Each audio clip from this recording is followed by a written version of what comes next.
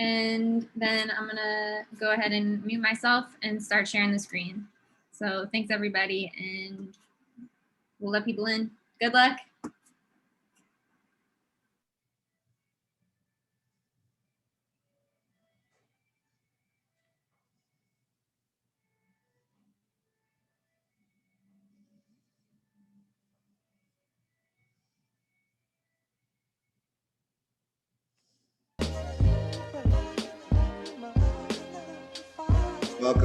Welcome to DC 101.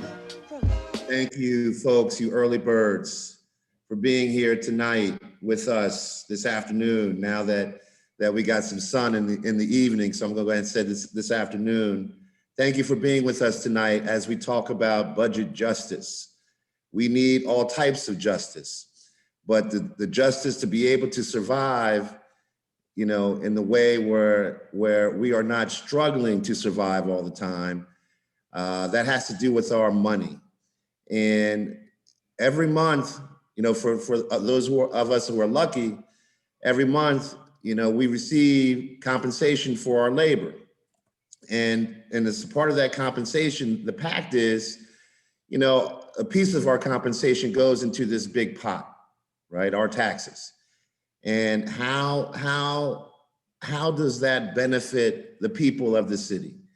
And that's what I want to talk about. I want to talk about budget justice and what that means for you, and the contributions that you make via your paycheck with your labor, and how is that supporting the policies, the projects, and all of the new ideas and developments that occur within the city. How are they benefiting you?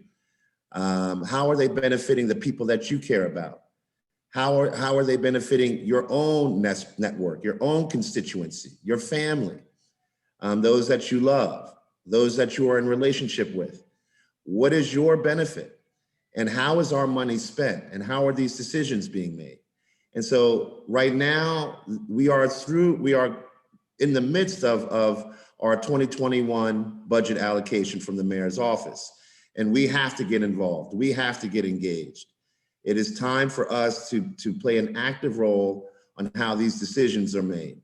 Do you trust your local elected officials to make these decisions that'll benefit you and your family and your network and your constituency, your network of folks that you love and care about, the issues that you love and that you support, the benefits that you believe everyone should receive here in Washington, D.C.?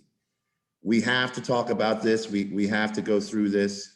It's very important. All of us have to be involved. We're going to give a couple of minutes for some folks who are coming in later. Thank you again for joining us today for DC 101, Serve Your City, Ward 6 Mutual Aid. We have some incredible panelists tonight. Looking forward to working with them and talking with them this evening and working with them in the future to make sure that we get this information out to the people. That's you, that's the people you are in relationship with, our community, our village, our settlement. We need to do more work in making sure that everybody has an opportunity to access it. Thank you for being here tonight, sharing your time, sacrificing, you know, your very quality, limited time to be here with us tonight to learn in this political education webinar and our political education series, DC 101. This is for you, this is for the community, this is for the public. Thank you for being here. We're going to wait a couple more minutes for folks to join the conversation. Sit back, relax, enjoy the music. We'll see you in a few.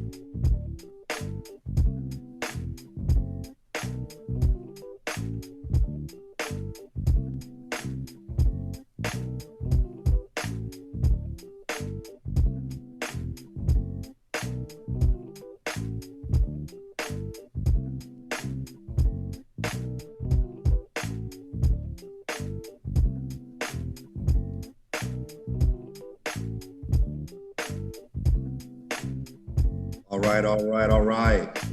Let's get it going. Welcome to DC 101 Budget Justice. We are happy to have you here as the audience tonight, and we are so happy to be able to offer accessibility services, ASL services and Spanish language services for our folks, and so that this is as inclusive as possible, because we need to reach out to everybody within our community. And so we're happy to offer these services.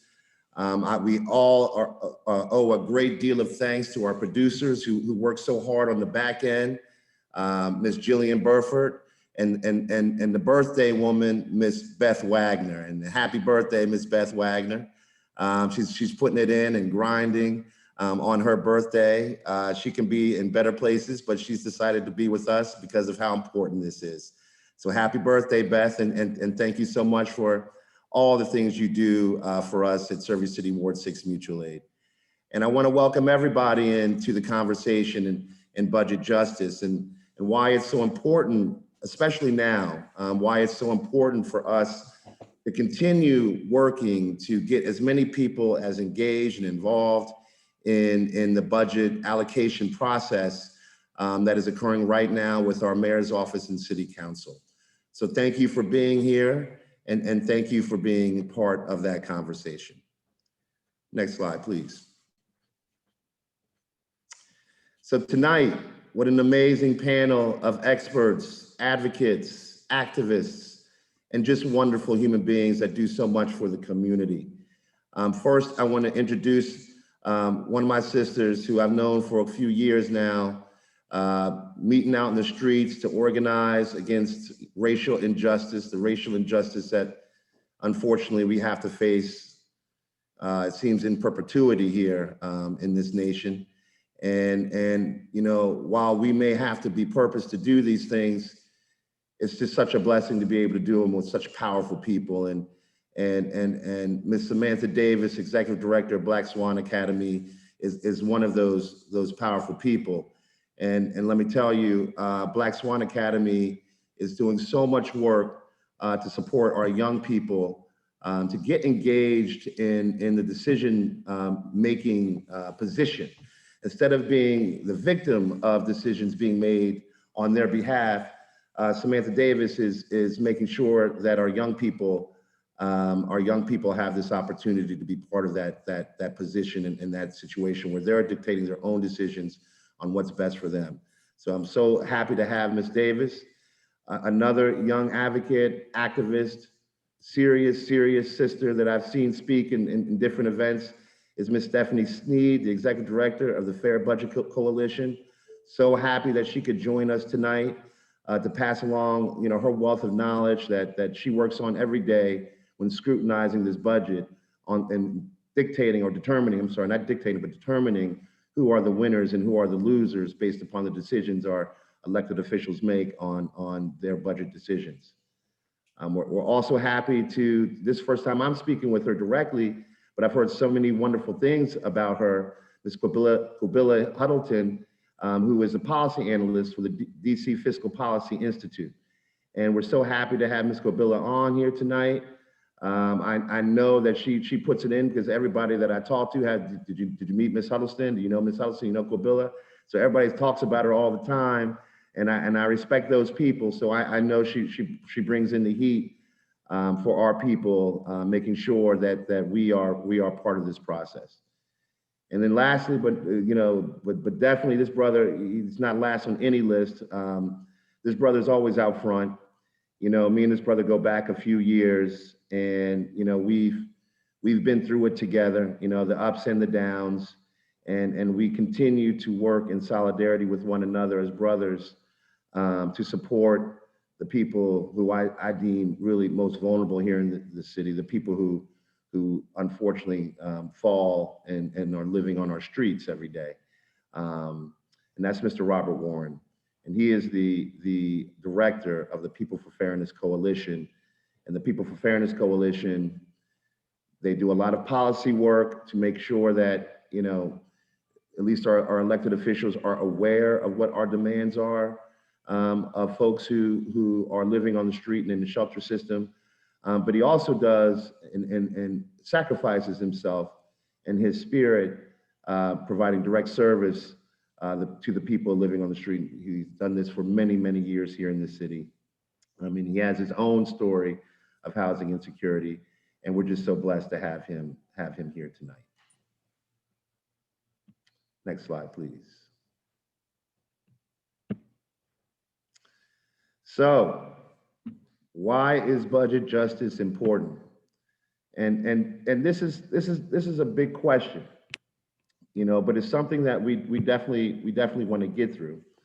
And I'm going to quote the President of the United States on his ideas of what he thought about a budget. Mr. Joe Biden, President Joe Biden, quote, "Don't tell me what you value. Show me your budget, and I'll tell you what you value." Is President Biden correct?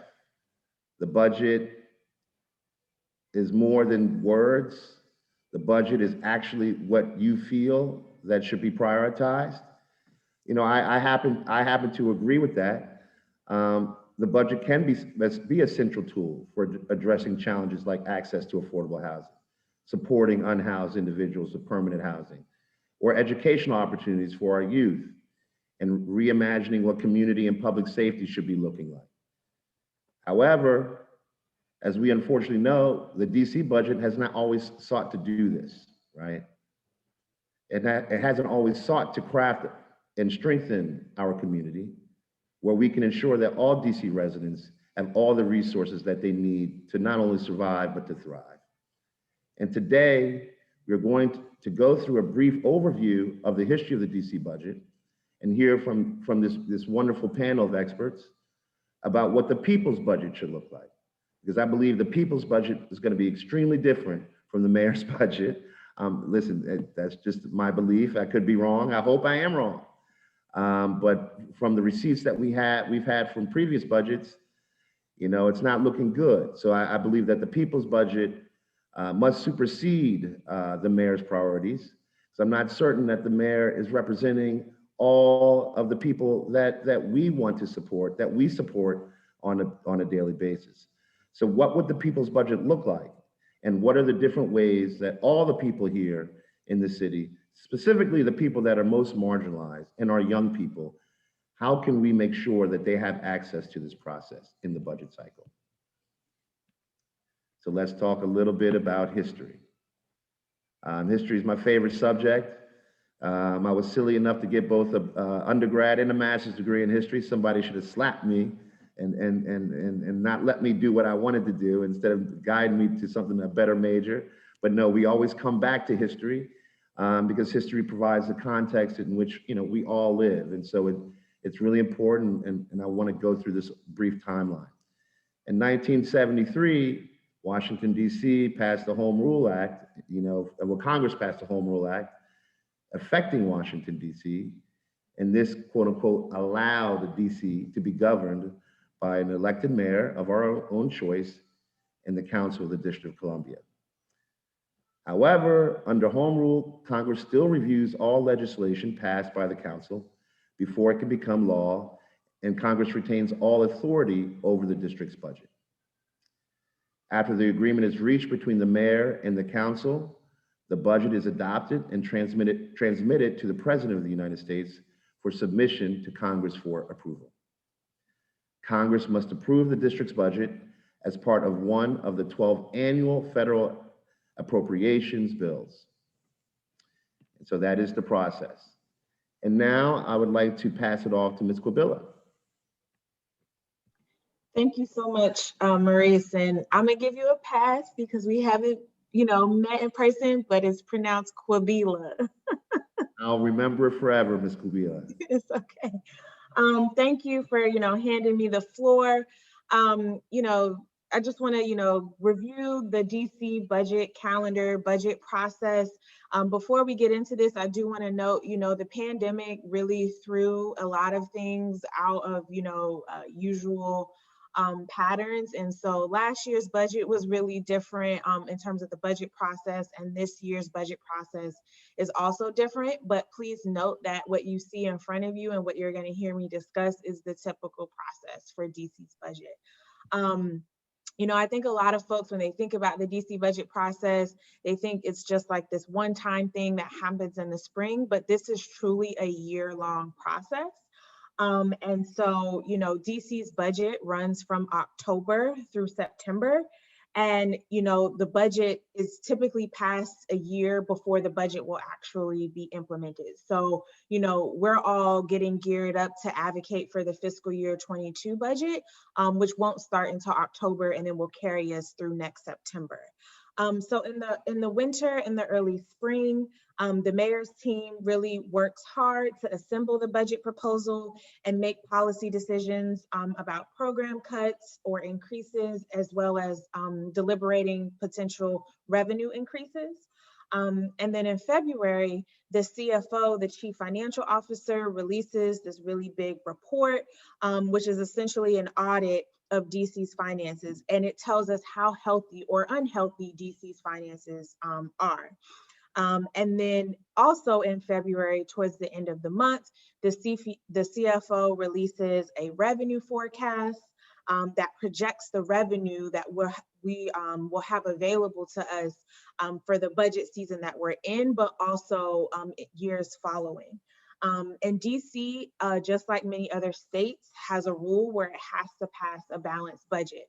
So if the CFO projects that our revenues are going to be underneath what we plan to budget, then that's a problem. And so the mayor and the council have to make sure the budget is in alignment with our projected revenues, or commit to raising revenue, which I think we'll get into a little bit later. And so that's what happens like that winter, early spring. And then we, also have these performance oversight hearings, as well as budget hearings. Many of you know, you might have participated in them. The council just held some performance oversight hearings. Those hearings were on the fiscal year 21 performance and spending of every agency. So Department of Behavioral Health, MPD, right? The schools, emergency vehicle passing right now. And you can actually find these recordings on the website in case you weren't able to attend them live. Next month, as Maurice mentioned, the mayor will be releasing her proposal and her financial plan. And, we will spend the majority of our time today digging into some of those details. You will be able to view the mayor's budget online once that's released. So definitely keep your eyes out for that. Once the mayor has released her proposed budget, The council, the whole council will hold hearings as well as various committees, right? So we have the Judiciary Committee, we have the Government Operations Committee, et cetera, et cetera. They will also hold specific oversight hearings on their agencies, the agencies that they oversee. They will hold a hearing on their budgets. In fact, today, the new schedule, right, that we've all been waiting for because the budget has been pushed out a million times, it came out today. And so I highly encourage folks to go to the council website, look at the new schedule, and make sure you sign up for those agencies, the hearings of the agencies you want to testify for. So after the hearings, the council committees, they will mark up their budgets. Essentially, they will decide whether they want to move money around, typically within their committee. So they don't have a lot of opportunity to move money around the entire budget. They really just have control over their own budget. Sometimes a council committee chair will decide to move money into another committee. Maybe they've made an agreement with the council member, but that is really where council members can decide, okay, what the mayor put forward is sufficient or not. The council will hold a work session on the budget. It is closed to the public, but it is streamed online, and they will discuss the recommendations of each committee and other budget issues. And once the committee councils have finished their markup, there is a short period during which the council members, they work to merge the committee's actions into a comprehensive budget. And so once all of that work is completed, the full council, or what you may have heard as the committee of the whole, they will vote on our local budget act, which essentially controls all of the revenue and money, right, that's needed for agencies to operate and deliver their programs. And then they will also vote on the Budget Support Act, which focuses mostly on the policy and legislative changes that are needed in the budget. The council will hold a second vote on the Local Budget Act. And then the federal portion of the budget is submitted to Congress for approval because, as Maurice explained, our budget has to undergo congressional review. And then lastly, the council will hold its second budget vote on the Budget Support Act, which again deals with the policy and the legislative changes that the mayor and the council have decided are needed for the city. So that's that on the budget calendar process. I know it's a lot, but hopefully, you learned something from what I said. And just, the big takeaway is that it's a year-long process. This is something that we need to be looking at and engaged with throughout the year, not just in the spring when the mayor releases her budget.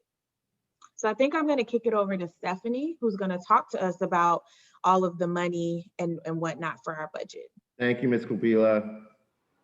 Thanks for that, Qubilah. And if folks are interested, I know DCFPI's website has a lot of those really great resources.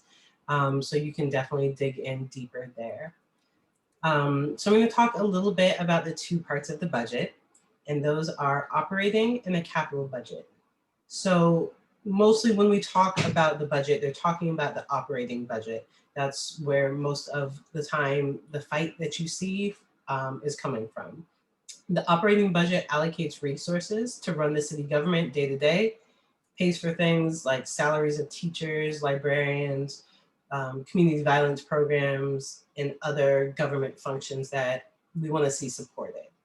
The capital budget, on the other hand, is kind of like the roadmap of what's happening. So that includes planning, supervising infrastructure such as roads, streetcars, those fun things.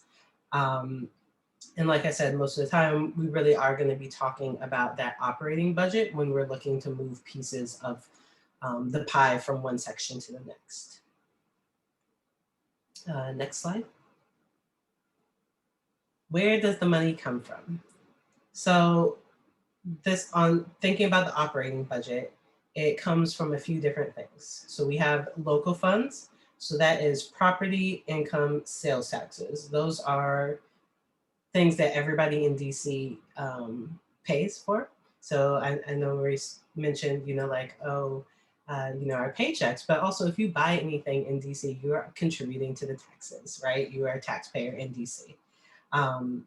We also have special purpose funds and dedicated taxes. So those are fees or taxes levied by the district, where the funds are designated for a specific use. So if you think about like the 5-cent charges on plastic bags that we know are supposed to be dedicated to cleaning the Anacostia. Next are federal funds. So like all other states and municipalities, DC receives federal funds to meet specific purposes. So these sometimes are matching funds where DC and federal government both share expenses for a particular program, or grants fully funded by the federal government. And I think I'm kicking it back to you, Maurice.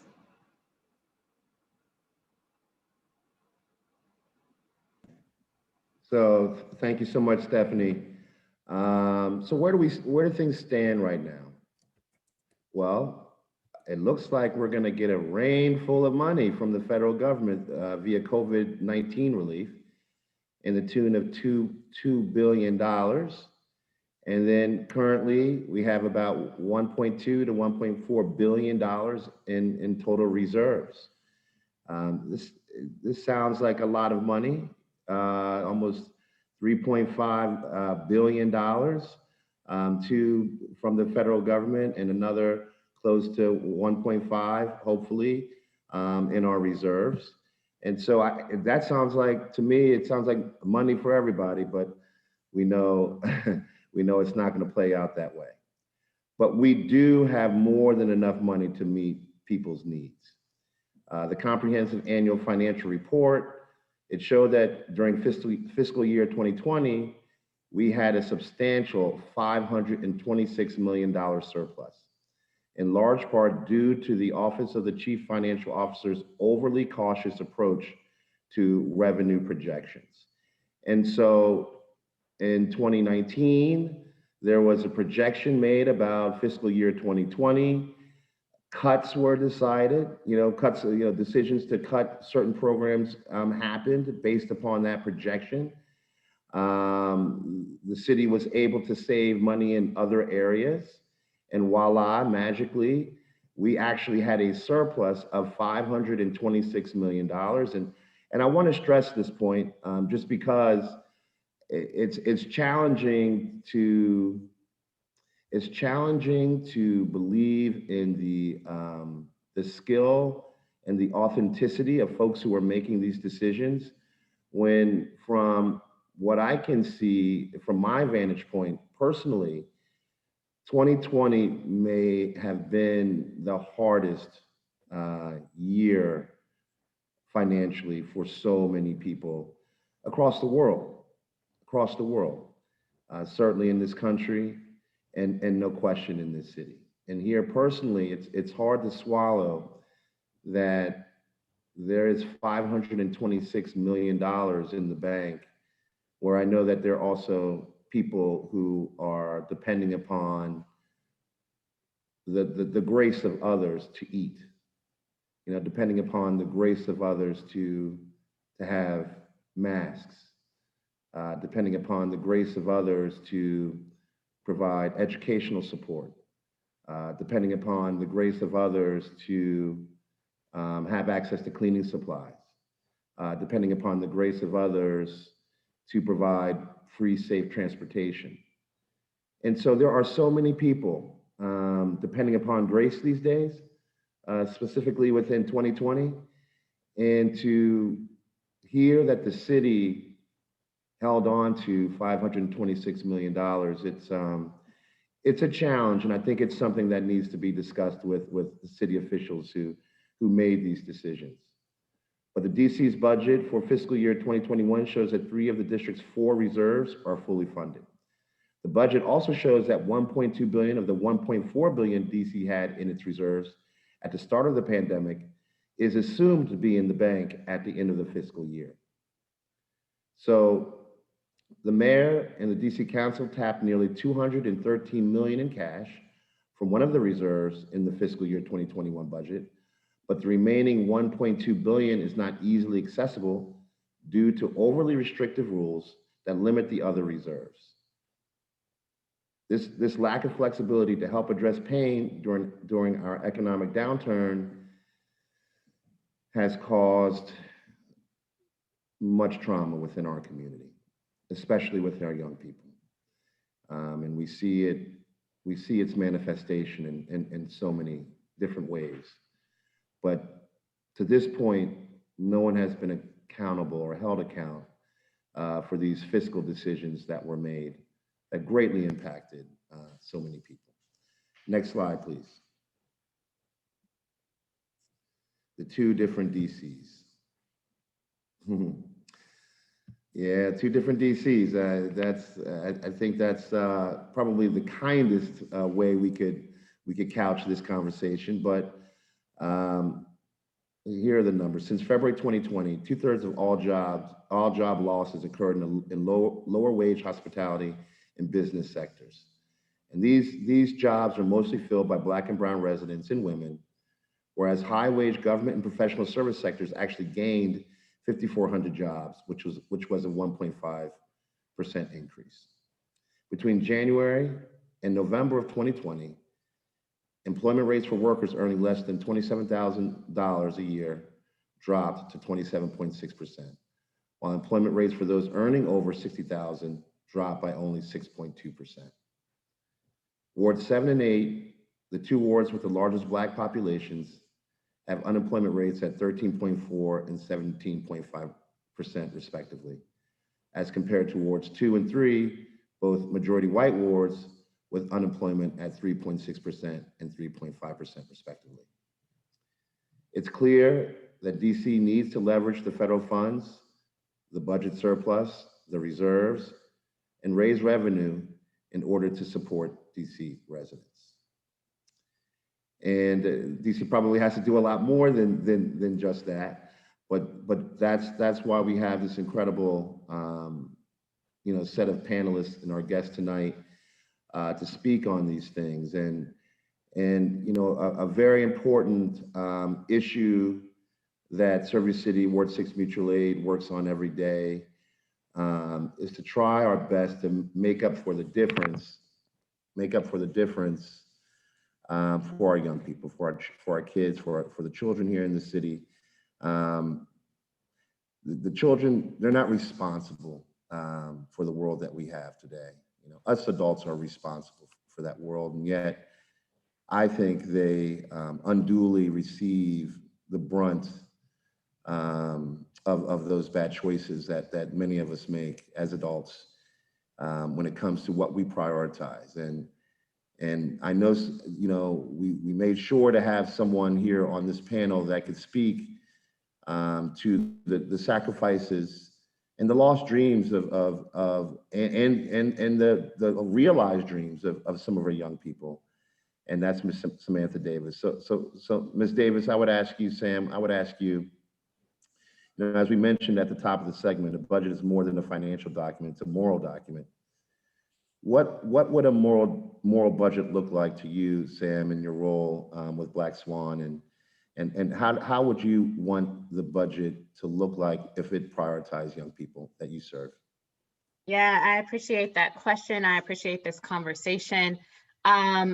For me, I think it's important just to lift up from y'all's presentation that this is our dollars, right? These are the dollars that we have contributed into the city.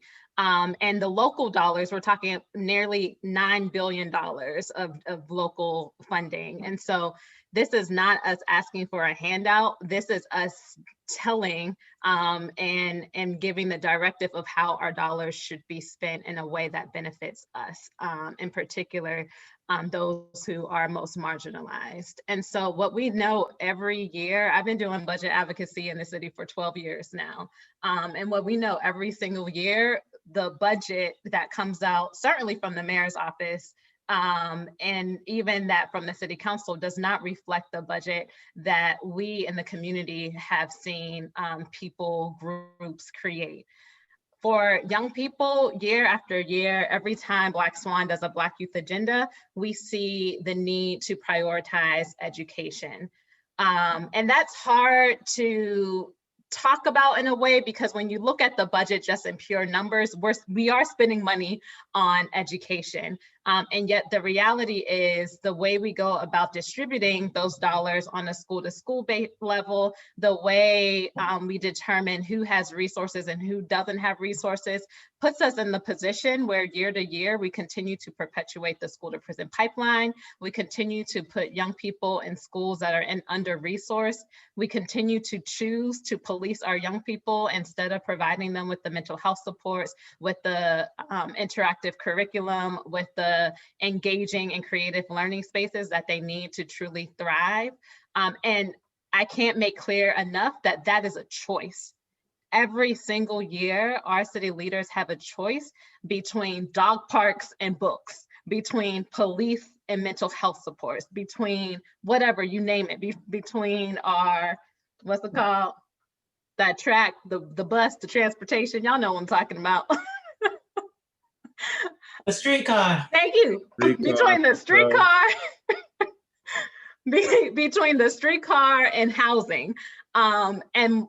And so for young people, what a moral document will look like, a moral budget document will look like, is one that ensures our young people are going to resource schools, that is particularly in a pandemic, that their needs are being met, that they have their essential needs met. That the homeless populations and those dealing with housing instability have the support that they need to truly thrive in this city. And right now, we do not have that. For the years, the decade plus that I've been in DC, we have not had that. And I, for one, believe when we talk about budget justice, that doing any type of budget work without a racial equity lens, without a gender equity lens, without talking about those who are at a lower socioeconomic status, we are setting ourselves up for failure. We are setting our people, our young people, up for failure. Well, I want to specifically though, I love all of that. You're absolutely right. But I want to know how much Black Swan needs to get. What's the number? That's how much does Black Swan need to do to make sure we get the justice that our children deserve? What's your ask? $1 billion? Listen, we could take a couple billion. That would be nice. I can lift up on, that is my dog Prince, y'all, sorry. On our Black Youth Agenda, and I'll drop a link, a couple of the things that we've been pushing for are mental health supports in schools. So we are pushing for a higher number than some other folk are pushing for, looking at about $7.6 million for mental health supports for schools. We are looking at about $5 million for violence interrupters to talk around community safety. As well as what's about $3 million, maybe $4 million for safe passage, community-led safe passage. So to me, right, when you're thinking about that, what is the total budget, the $17 billion? This is achievable. It's a choice.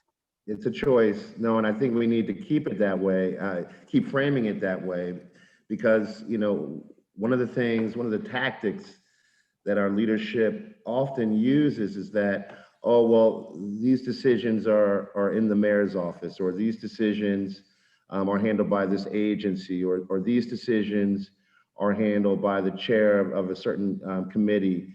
It's always pushing the can, or these decisions were made by previous administrations, as if they have no agency. So we elect them to have no agency. We elect them to have no power into putting forth our interests.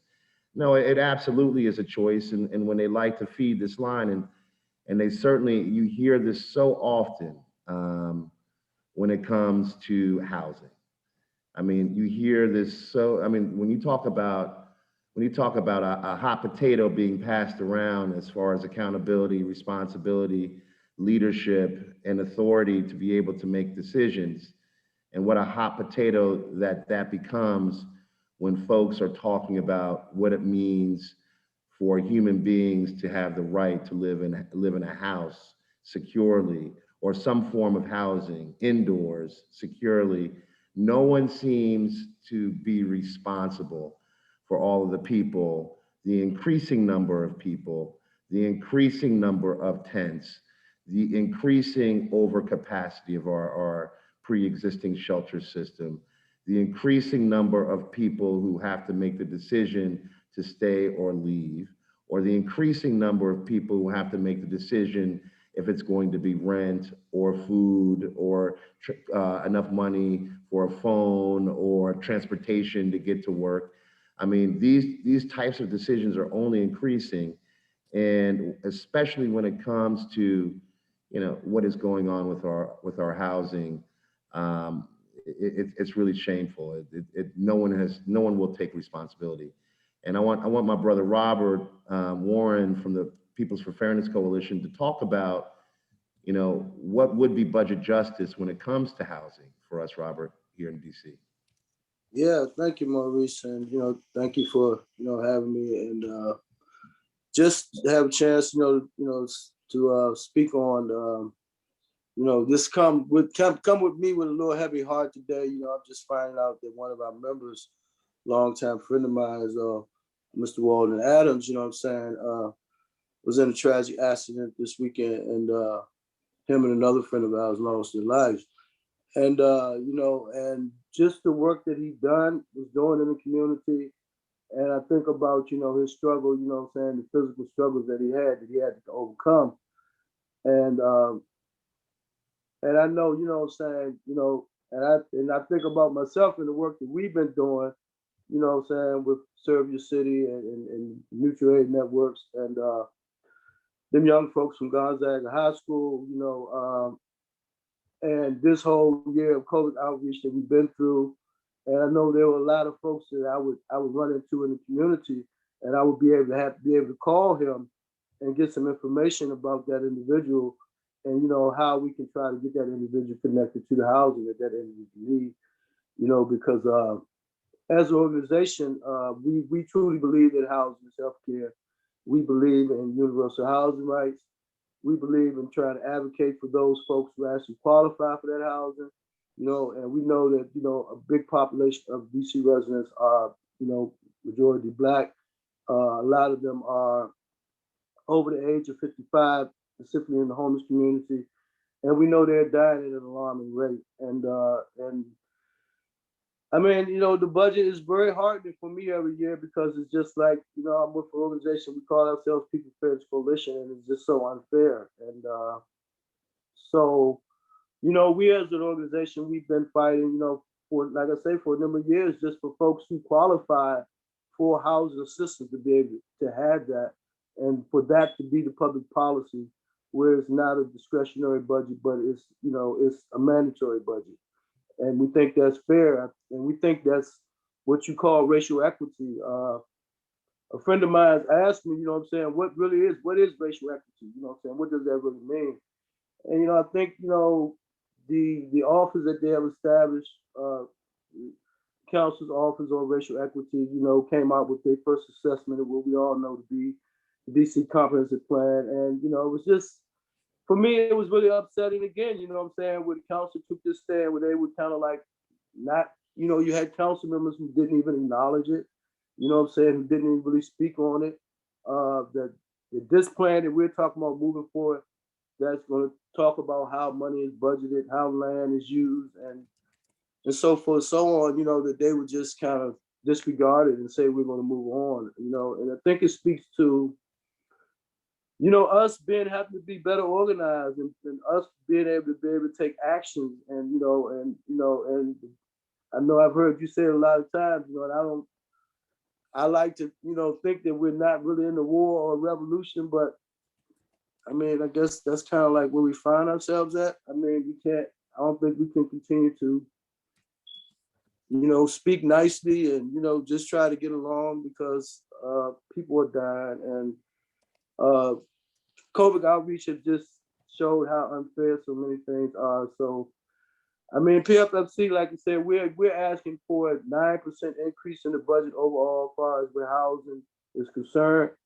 You know, we have a breakdown on that. So, I mean, I can try to get into that a little later if that's okay. As far as what our breakdown is opposed to some of our coalition partners. But we, you know, we're in support of all our coalition partners, you know, like Samantha, you know, I've been knowing this since like, you know, Isaiah House and us trying to put together DC Hope and just trying to raise people's voices. So, yeah, I mean, the fight goes on. So, yeah, I don't know. Well, listen, thank you so much for being on the call tonight, brother. And you know, everybody is heartbroken that you know, what we heard, what happened down at Haynes Point. Yeah. You know, it's a lot. You know, we are carrying so much right now. We are carrying so much right now, and it feels like it's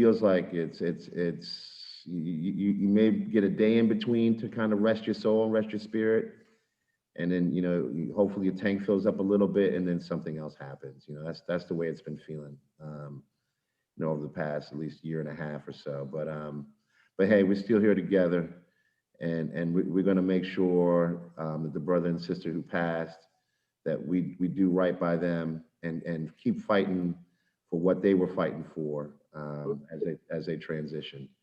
And listen, and I got to tell the audience, you know, Robert's more of the political insider than when it comes between Robert and myself. Robert's the political insider.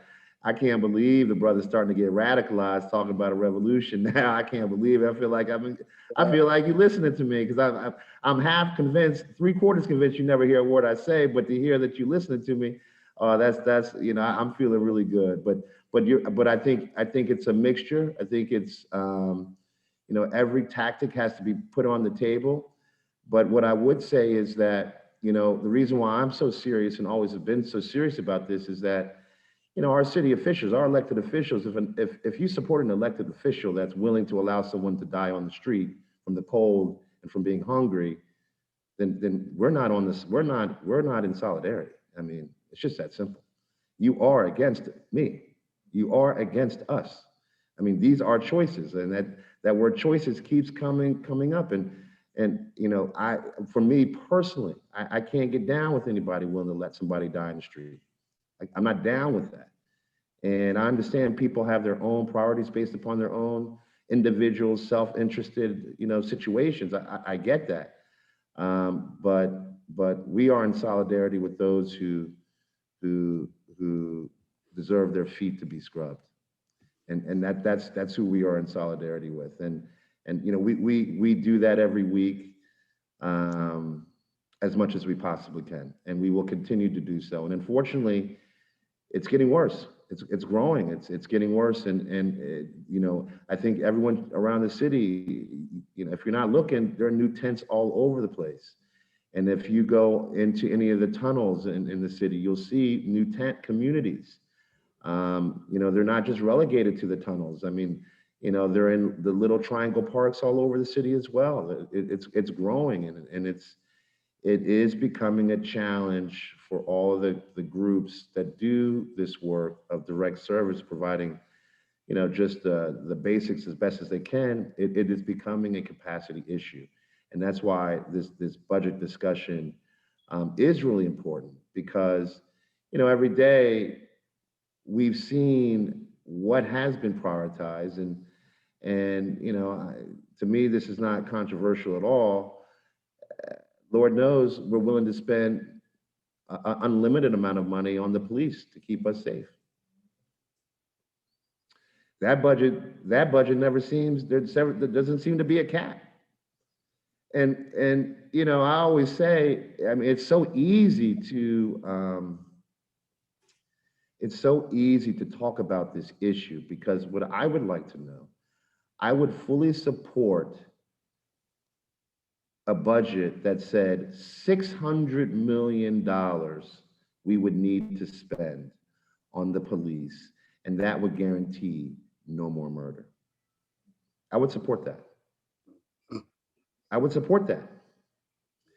But the way that we talk about community safety and public safety and police safety and police reform, what is the number? How much do we need to spend?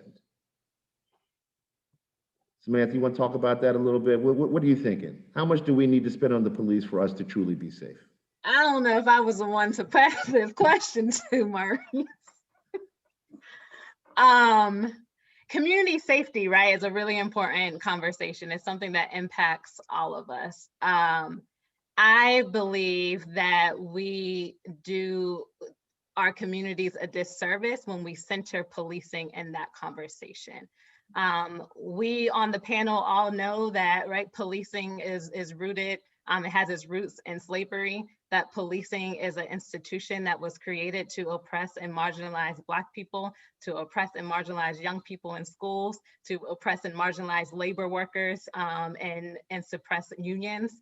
And so what I would like to see in a budget is a budget that redirects and diverts that $600 million from police into resources that create the conditions in which our communities can thrive. Resources that gives us as people the capacity to support ourselves, to address food deserts, to address housing, to address healthcare and mental health, to address education and transportation. That is what community safety looks like to me. And because of that, how much we invest in police for community safety for me is a zero.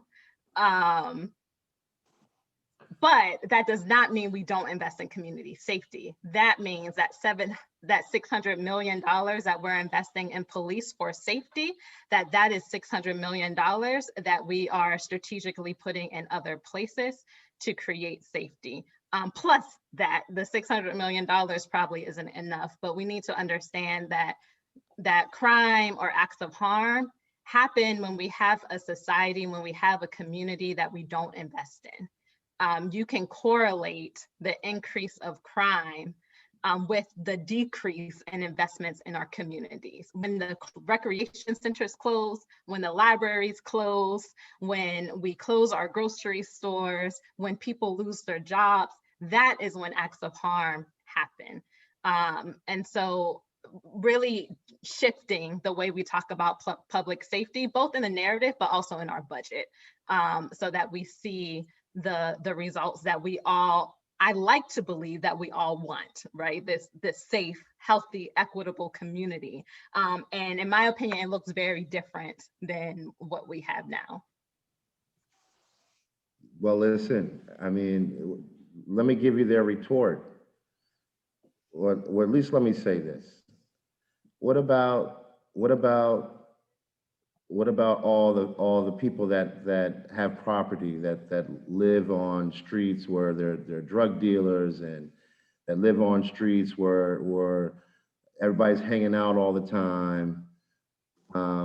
Ms. Qubilah, what would you say to that with this issue? Like, you know, what about people who are living in harmful, challenging neighborhoods and environments every day, all day, and that see that the police really are their only saviors from the situation? I would just ask them to look at what's actually happening despite millions of investments, like hundreds of millions of dollars in investments. And as Sam beautifully said, right, when people are deprived of being able to meet their basic needs, right, on an individual level, but also on like a community level, right? Like when you have generational trauma and economic depression, et cetera, these are the results that we get. So one would think that if we actually invested, right, in people's well-being, right, we actually had healthcare that folks could afford and access. We, ended food apartheid, right? We made sure school budgets don't shrink year after year. I would say to those folks, like, I don't think you'd see the same manifestations, but I'd also argue, right, like, a lot of those issues are just legitimized in other ways and in other places that we're not investing in policing in the same way, right? And so I think it really is a mentality that people have, and they're not really thinking about the facts.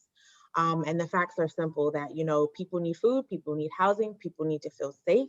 And when they have those things, right, people don't resort to what I view as survival tactics, right? Like, how can I fault someone who's stealing food if they're hungry, right? Like, we should focus on making sure people aren't hungry rather than policing people for stealing food. And so I do think it requires this more like radical, revolutionary, to use some of the words, you know, said here today, thinking about how we actually keep people and communities safe that don't look like us investing in policing infrastructure, surveillance and military style weapons, right? Like all of these things that don't quite communicate that we actually want to take care of folks. It actually just seems like we want to more so control and patrol, and, you know, all of the things that, you know, folks have already said here today. Thank you, Ms. Qubilah. And Stephanie, isn't it interesting? I mean, from my vantage point, why does it feel like the police is the greatest investment in the Black community? Why does it feel like that? Is that just me? It just feels like we get more response from the police in our communities, given the investment, and where our communities, you know, we don't have adequate health facilities. We don't have adequate transportation. And we don't have oftentimes adequate education options. We don't have adequate opportunities and access to those opportunities for young people. We don't have adequate grocery stores, as both Ms. Qubilah and Sam talked about. I mean, there's so many things that we don't have, but the one thing I know that we do have, you go up to MLK and Malcolm X right now, you go to the corner, I can promise you there's one thing that we do have is Alabama Avenue. It's a high police presence. And I think, you know, I was seeing, somebody was sharing the sale of houses in Anacostia. I saw that today.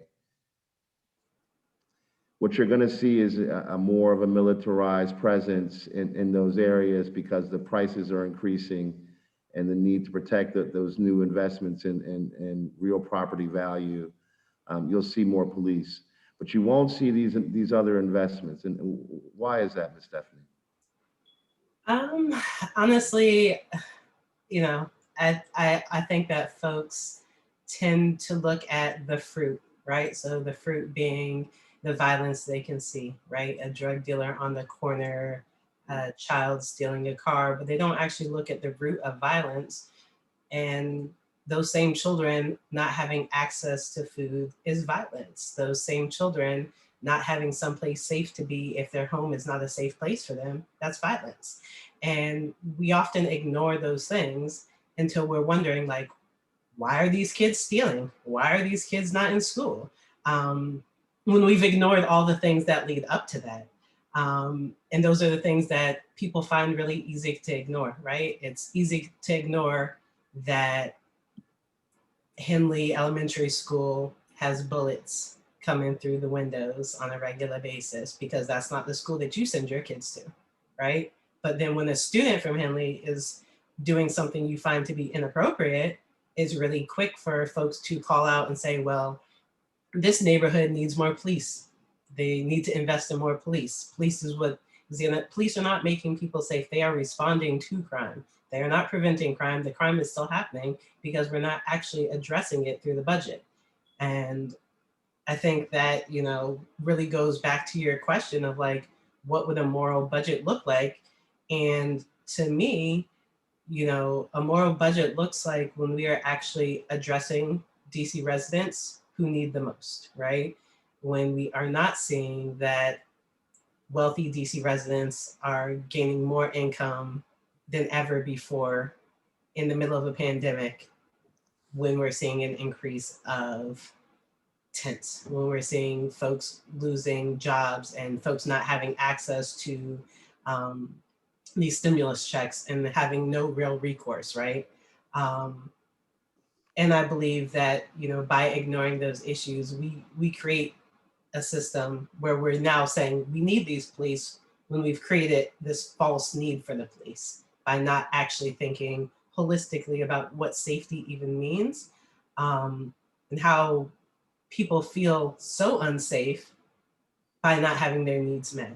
If you don't have a safe place to lay your head, you know, you are prone to violence. When we're looking at, you know, the Coalition Against Domestic Violence had put out a study a few years ago, and over 50% of women who are experiencing homelessness are there because of intimate partner violence, are there because of domestic violence. And so we're not addressing those situations and then, you know, being surprised that the outcome is that there are children, that there are families, that there are individuals who are really struggling to even grasp what safety means. And we're saying police, which is, you know, completely the opposite of what most communities are actually saying what they need. You know, if you're actually going and talking to them, and, you know, back to your example of like, you know, if somebody is feeling uncomfortable because there are people, you know, on the corner in their neighborhood, they don't know their community, and that's their problem.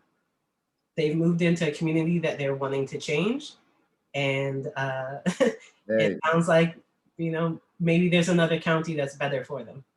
hey, but that's what next door is all about, right? That's where they can get they can vent and get all their feelings out, you know? Listen, I don't know anything about next door. So I'd like next to keep door it is that way. for them to get all those feelings of anxiety living around so many others, right? You know, folks that they're not familiar with, folks that they're not so comfortable with. And kind of piggybacking off of what you were just saying, you know, in this whole budget process, you know, I think we gotta craft it in a way, especially when it comes to community safety. If you allow people to have nothing to lose by your budget decisions, then people will make all types of decisions, right? Based upon how you will allow people to live for nothing because you haven't provided any infrastructure for them to have anything. And oftentimes you can have a low wage job, and certainly within this city, when we talk about economic justice, you cannot survive by yourself on a low wage hourly job in Washington, D.C.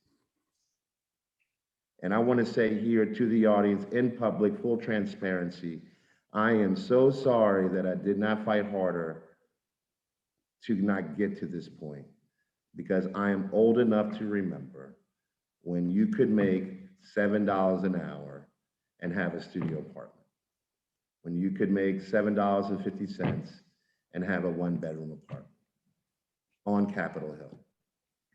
I remember that. I experienced that myself.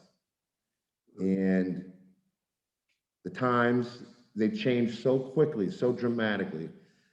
The housing boom happened so dramatically here that shifted pretty much everything.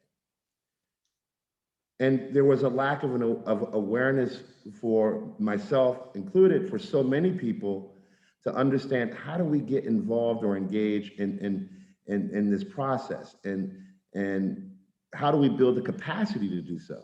Because there's such a learning curve that we have to make, really, for ourselves and for the community. And that's what we're doing here. And so, Qubilah, what would you say would be, what's a good way to step in and learn, you know, the lowest hanging fruit possible, kind of learn how to engage this process to make it more transparent? And do you believe that, you know, the mayor, she pushed the can down a couple of times when it came to putting forth her budget? Is this going to is this gonna impact us? Is this gonna bite us somewhere? The way that the mayor's office handled releasing her budget proposal, her budget draft? I think, you know, to answer your first question, I certainly think getting involved at the like local grassroots level is probably the best route, right? Like being able to learn from and with folks who are most impacted by this work and who have like a deep passion for it, right? Because you know that what they're saying is the truth, right? I think about all of the coalition spaces that, you know, I interact with through my work, but wish that, you know, I had more time and opportunity to do that work all the time because I meet such powerful people, Stephanie and Sam being two of them. And I just think I learned so much, right? You learn the things that like the politicians, because they're politicians, aren't going to say. You also learn the history, right? Like, you know, especially for young people, they're living in the now, but there's so much history that has gotten us to this point. And I really think you can only get that from true blue community leaders who are organizing, you know, on the ground. So I send a lot of love and respect to those folks because I think that is really, and even just traditionally, right? Like Black folk, like griots and, you know, everyone else, like this is how we do our work and get what we need. So that's my response to your first question. I think in terms of the budget process, I think regardless if the mayor moved the budget back or not, like DC has a lot of room to grow with the budget process. You know, I walked us all kind of through all of these different phases and parts, and I'm just going into my second year and I'm still like, wait, what do we do with this part of the budget process? So I think maybe picking sort of like, you know, what part of it are you most interested in to really like learn that part so you actually understand a piece of it, because the city itself is not going to be super transparent. And even, you know, I think there are folks on the call right now who have organized and have this petition, right, to save DCPS schools from budget cuts. Because if you leave it up to some of our ed officials, they'll tell you, well, it's actually not that many schools, or that's not the case, or what have you. But like you have folks like myself and other people who are literally like analyzing the data too, and we're asking these questions and the stories aren't lining up, right? And you know, I'll just lastly say I think we're in this really unique time that we have, as the slide showed, you know, $2.3 billion coming into the city, and most of it the mayor has total control over. I don't think a lot of folks actually realize that, right? Like this money is coming to us in the form of a state grant, which means the mayor essentially is functioning as a governor and can decide where she wants to spend the money, how transparent she wants to be about spending the money. I mean, DCFPI is somewhat hopeful that the council budget office and the council members themselves may push the mayor to be more transparent. But I definitely think that is a downside, or, you know, something negative that we're facing as we're going into the fiscal year 22 budget process, is that she can decide to put money where this federal stimulus money wherever she wants to, and tell us as much as she wants to or not. So yeah, I mean, Listen, I think that's I think, yeah, I'll just leave it there. no, listen, no, I think that's very enlightening. You just shared a lot of information, especially the power of the mayor to not be fully transparent about how the money is allocated. I think that's a bridgeable fight for the community. And, you know, the mayor is a servant to the people of the city, not the other way around. And she is obligated by her position to make sure that the community and the citizens and residents of this city understand the decisions that she makes and how she makes these decisions and what she's prioritizing.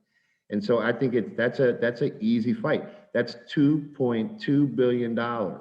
And unfortunately, because of, you know, COVID-19 and all of the changes that occurred for us, you know, economically here, you know, certainly around the world, but here in the city and in the country, people are familiar with stimulus checks, and people are familiar with the challenges around stimulus checks. But, you know, I think, you know, one kind of easy low-hanging fruit to put out there, just with the information you just shared, is that we would like to know where our $2.2 billion stimulus or $2 billion stimulus check is going. I mean, that's all of our stimulus check. That's not the mayor's stimulus check. That's the citizens and residents of Washington, D.C.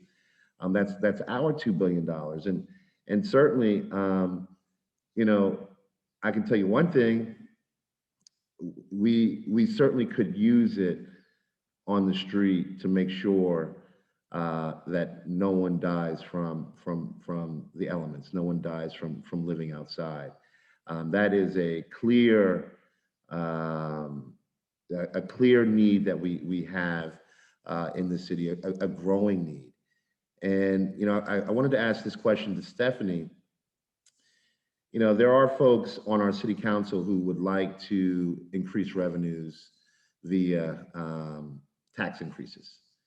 And given the average income of so many in our city, we have a good proportion of our residents here within the city, Washington, D.C., that make over $200,000 a year.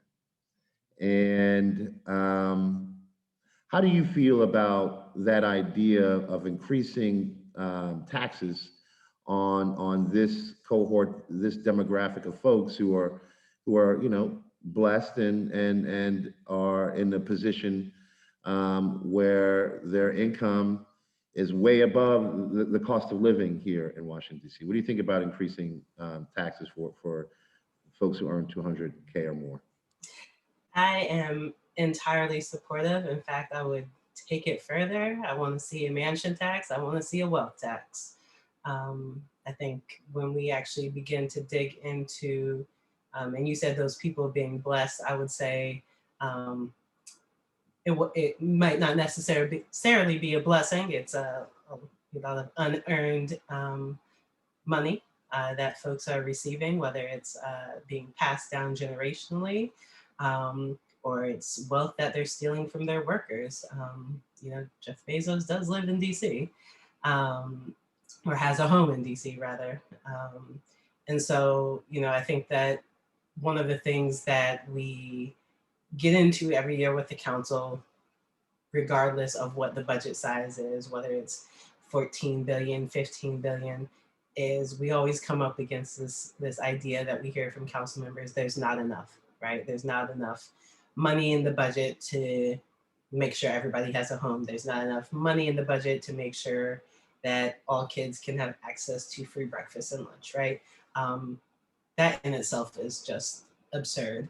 But even more than that, we know that when we're looking at what the area median income is in DC, which is calculated including counties, that there are, you know, far too many people, particularly in wards 5, 7, and 8, who are at that 0 to 30% AMI, which means, you know, kind of going back to you said, you can remember when somebody could afford a studio, a 1-bedroom. That's not possible. Unless you have a subsidized apartment, you are making life or death choices about food, about transportation, about childcare in order to maintain housing. And, you know, to me, it's sickening that there are people in the city who have a degree of wealth where, you know, I saw something ridiculous the other day where people are renting private jets just to take pictures. And when we have an economy that is allowing folks to really just be throwing their money away, when there are, you know, families, communities right now who are just barely surviving. And so I do think, you know, what is morally just, what is right, and what we need to be doing is to even the playing field. That money is not theirs, it is ours. The burden of our unfair tax system means that somebody who is a teacher in DC is paying the same tax rate as somebody who is a millionaire. And that to me is unequitable and definitely is something that needs to be addressed through our tax system.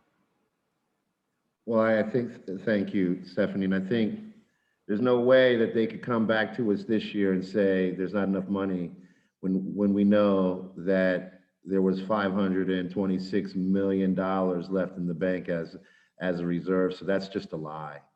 That's just a lie. And so if they want to lie, they can lie, but then there'd be liars. And that's okay, you know, if you're comfortable with that. But what they cannot say is is that there is not enough money. That's not even accounting for the other potentially 1 billion that we have in reserves. So we're talking about 1.5 billion in potential in reserves. And then that's not including our COVID-19 stimulus check of $2 billion. So never before has there been this windfall of cash for this, earned by the citizens of Washington, D.C., the residents of Washington, D.C., the folks who pay, for items to get that sales tax revenue within Washington, D.C. And so that is our money. And certainly our families, our people, our community that live out in the street, they deserve to be housed. And our children, they deserve to have an abundance of resources to address the historical trauma, to address the historical depravity of keeping away resources and opportunities. And these council members will throw this word equity around. And I think we have to state it plainly. You're gonna have to show us and stop talking, because we absolutely know what it looks like. But your words, we just can't understand them. I'm wondering if they would have any idea of what equity would look like. But you can't say there's not enough money, right, Samantha, when everybody doesn't have devices to be able to participate in their educational progress. And that's what has happened this year. When folks don't have the internet to be able to, or the internet speed, to be able to participate in their educational, opportunities.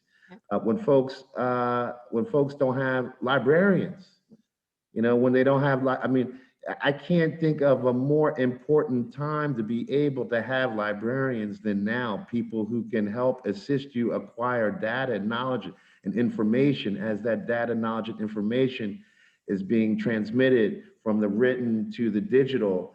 And we need people more now so than ever to help guide our young people to access and acquire this data and this knowledge more than ever. And the school system is talking about cutting librarians in certain schools. And it is not that we don't have the money, but it goes back to what you said earlier, Samantha, about the choices. You talk a little bit about the choices you've seen. Yeah, we're like on the same wavelength as usual. I was actually gonna bring up, just to provide some example, is around technology and just access to appropriate learning environments for all young people. What we saw during this pandemic, folk who are engaged in advocacy and organizing, particularly in the education space, were informed early on in the pandemic that young people who were detained or otherwise with DC jail were not getting the proper education, that they did not have access to laptops, that they were essentially getting packets and were expected to learn and obtain their education that way. That had went on for over a year with advocacy, with educators and parents and young people and everyone like rising and calling attention to the mayor, to the city council. And now, I don't know if y'all saw, but now they're being sued for not providing the appropriate learning environment for young people, most of which who have disabilities, right? And so when we talk about choice, when we talk about the decisions, that happened the same year the mayor found $50 million to give to the police. Literally, we had young people incarcerated who were not able to get the proper education, with disabilities, who were not able to get the proper education because of money, because of policy, because of bureaucracy, whatever you want to call it, because of racism, right? And yet the same year, $50 million came to be able to support police for hurting protesters in downtown DC. And so these are the types of choices that have been made the past year, and the ways in which we can stand up to rally against the various injustices that we see, particularly those that are impacting the most marginalized among us, Black young people, undocumented young people who are systems involved. And that goes both with the budget, but it does also go with the policies and practices that are connected to it. I've been in touch with, I'm sure many of you all, young people who are being displaced in this moment are being displaced because of issues with our foster care system, are being displaced because of issues with OSSI, because of issues with DYRS. And so like all of these systems are interconnected. All of these systems have budgets, have policies, have practices, and all of them rely on us to maintain their power. And so to the extent that, to the question you asked Qubilah earlier, to the extent that we as like a low-hanging fruit can just raise up the issues, you don't have to get in the weeds of the budget. If this past 2 years have taught us anything, and some of the city council folk I'm cool with, but people don't know the budget. Council members do not fully understand the budget. The mayor's office, the executive branch do not fully understand the budget. The concept of defund, let alone the politics behind it, folk were having a really difficult time figuring out how the police spent their budget. Like people who have been in this work for decades were like, I cannot read the budget for policing, which is problematic. It calls on areas of budget transparency and the need for that process. But it also means that we as everyday people do not have to get caught up in the weeds. We don't have to feel like we need to be experts in the budget in order to speak up.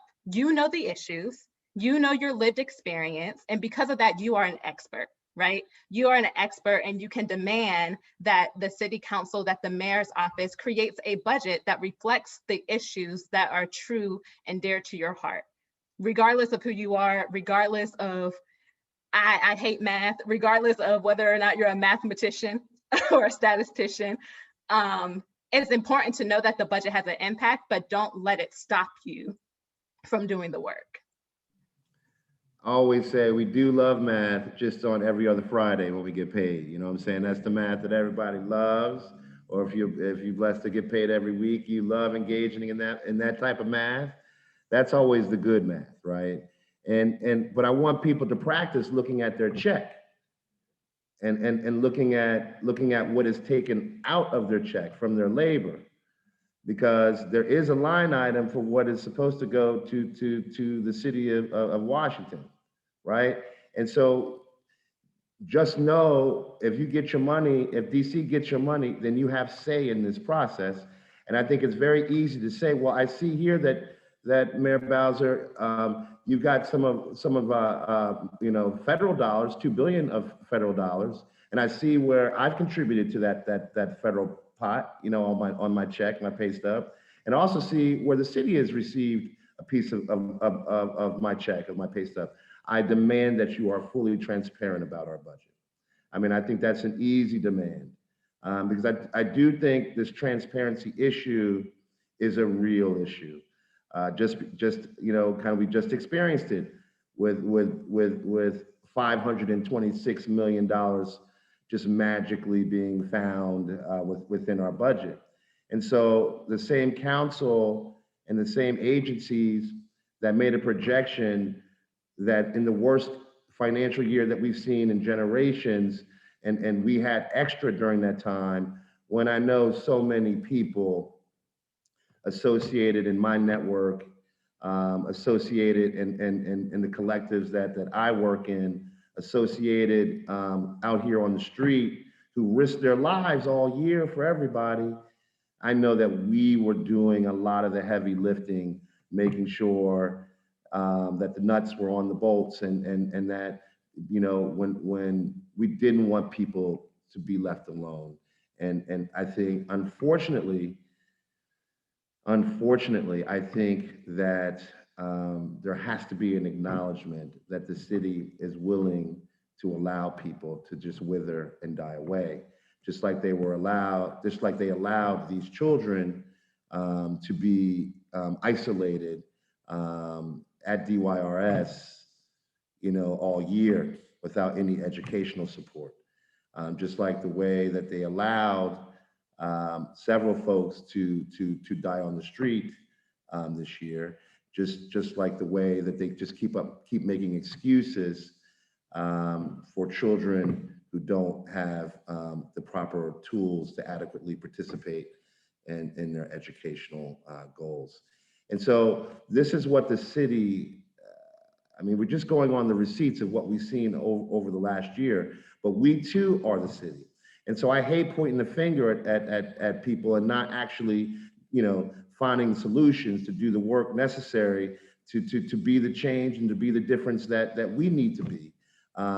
Just because, something is a certain way and that we may not have influence on the way that they're treating us, the city, that doesn't mean that the rest of us, that we don't have work to do and that we don't have agency and power. When we work together, we have all the power, by the way, but that we have the power to actually address these, on our own as well. And so being part of this budget process is important. And I really want to talk about a scenario that we keep running into when it comes to housing, and that is that it takes so long, and Robert, I want you to pipe in, but it takes so long for people to, they go through the voucher application process, and the voucher is a subsidy to help people acquire housing. So it takes so long for folks to apply for the voucher. They need support. Once they get the voucher, oftentimes the voucher is not enough to be able to afford, housing. And then if you get the voucher and a job, sometimes you can get a job that pays too much to make you disqualify for the voucher, but barely survive in the place that you can acquire based upon the amount of the voucher and the amount of money that you would make at your job. And so it is a disgusting trail of failure in policy. And I know Robert with the People's for Fairness Coalition talks about this. How can we address this issue? And this especially has to do a lot with the folks in our shelter system, but also folks on the street trying to get to the shelter system. But there are plenty of people in our shelter systems, that they have a voucher or they're waiting for a voucher, and they still need supplemental income to be able to afford housing on their own, okay? And never mind the fact that, of course, that voucher is capped at one value. That doesn't mean rent won't increase very soon. And so, Robert, talk about this. Because I know you know a lot about this. You need to unmute, brother.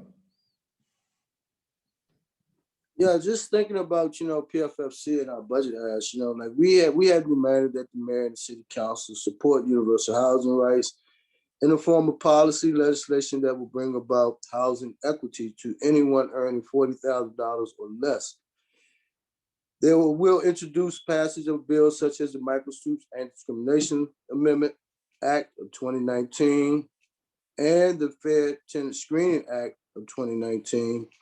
And also just think about, we have over 10,000 vacant rental units in District Columbia. We're supposed to be Class A units, which is supposed to be part of a healthy market. So we're asking that, that they open that market up and that the mayor and the city council spend a total of $1.5 billion, a year increase overall spending reflect a 9% increase in investments in 7 programs across the system to produce preserve housing for low-income residents. The breakdown would be $215 million for the Housing Production Trust Fund, $215 million for local and supplement program, $430 million to repair and produce additional public housing units across the District of Columbia. As we know, we found out that the housing authority said that their housing was like $2.something billion in disrepair. And, with a statement like that, with that number,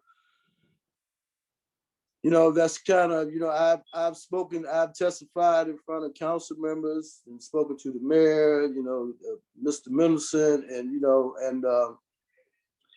and relay our feelings that, their new communities initiative that they want to apply to public housing properties across the city is racist and discriminatory against Black folks in the city. When they started talking about racial equity, and when we as the city and the people in the city started thinking about racial equity, we need to look at those 13 properties. We need to educate ourselves on those 13 properties and that land, because it belongs to Black folks in the city. And the folks, I mean, like I said, Maurice, I had to come to realization that there are some folks that they don't care about us, man. They don't. They have a business model that they're going to put forth, and it doesn't involve us. It doesn't involve poor Black folks in the city, and trying to be fair to them. So, and we have to have an organized army, basically, and we have to have actions, and we have to have fundraising. We have to have the funds in order to be able to carry out our mission. So, and we want a lot of that money also to go into the Homewood DC 2.0 plan in order to end what we call homelessness in the District of Columbia once and for all. One thing, I would just leave guys on is like, one thing I remember going to the Nationalized Conference and hearing Cory Booker say that 1 in 4 individuals who actually qualify for some form of help, and I'm talking about folks on fixed income, our elderly women, with children, just women in general. I mean, having, what's going on with, how our women are being brutalized in this city, it's just unacceptable. We need to start with making sure that every woman with child or without child have access to, housing, and, and being able to, have somewhere to be. And then we need to move forward from there. So, yeah. Another thing that we need to do is that, we need to take care of each other, and that's between me and you, Robert, Definitely. that's between, us and so many other people that we work with that, we sacrifice a lot, and we don't take the time to cherish our own well-being, and our own selves. And it's, I'm just so happy to have you with me, brother. Yeah, it's part of that healing justice process that we want to hopefully, engage the community in, and that housing justice. I mean, yeah, man. I mean, it's been I thought, 2021 would just end all the tears and, the heartbreak, but, it just goes on. So we have to. And Yeah. I really wanted to kind of take a break back. I had, a really traumatizing, situation a couple of weeks ago with one of the encampments, and seeing these 2 Black men who I've known for a while, to be out there and just slamming themselves all out on the ground and falling out off of that K2. It was really traumatizing for me, to see that. And then to witness January the 6th in the city, you know what I'm saying? I don't know about other folks, but I'm feeling really traumatized. And I want accountability. I really want some accountability. And so my thought was to try to step back from a few things, but then, then get the report that, we lost Walls and Adams. I mean, it just, that brother was so powerful and just so into people and helping people and making sure that people who nobody think about, nobody cares about, had access to a place to be. And so it's like, I got to re-energize, I got to recommit myself, and you have to rest, brother. Giving me the strength. Yeah, you have to rest, and the rest of us who work with you, the rest of us that work with you, we're going to have to do that. And for the audience who may have missed earlier, Robert, the city lost a brother and a sister this weekend at Haynes Point in a car accident, and the brother worked very closely.